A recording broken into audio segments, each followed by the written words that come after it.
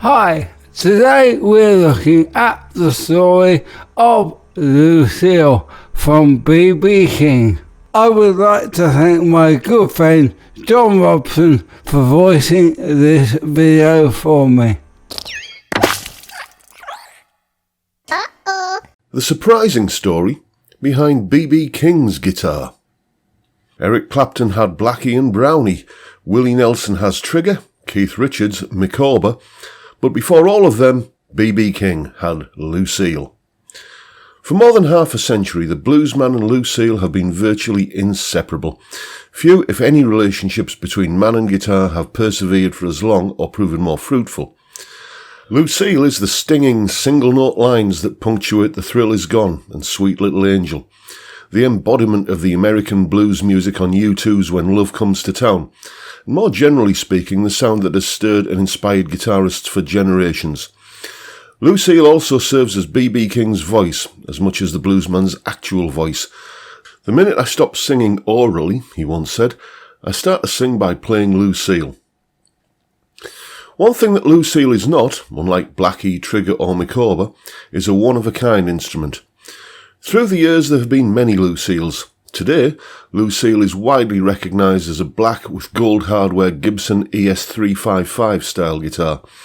But she came into being as a much different instrument, one born in an origin story benefiting a blues icon in a burst of fighting and fire.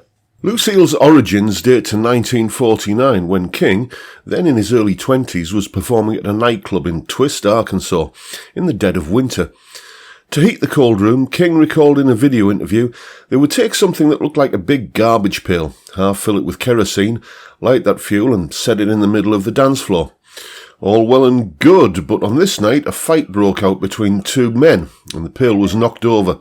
It spilled on the floor and it looked like a river of fire, the guitarist said, and everyone started to run for the front door, including B.B. King. The bluesman managed to make it to safety outside, only to realise he had left his guitar behind. He raced back in to retrieve it, even as the wooden building, he said, started to fall in around me.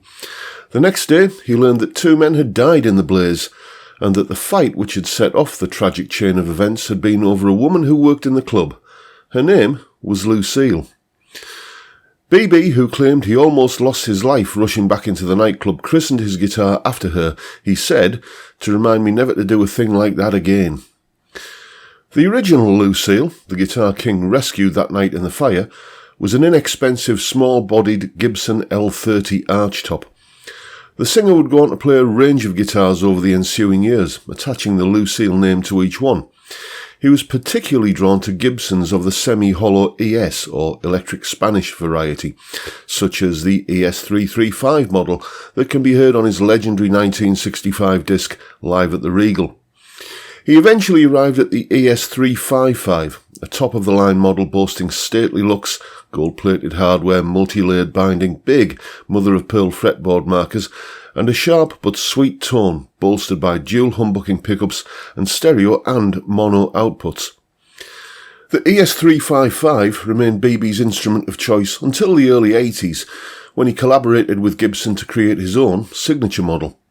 Known as the Gibson Lucille, the guitar was essentially a 355, outfitted with several modifications, some of them aesthetic, the personalised Lucille headstock, and others more functional.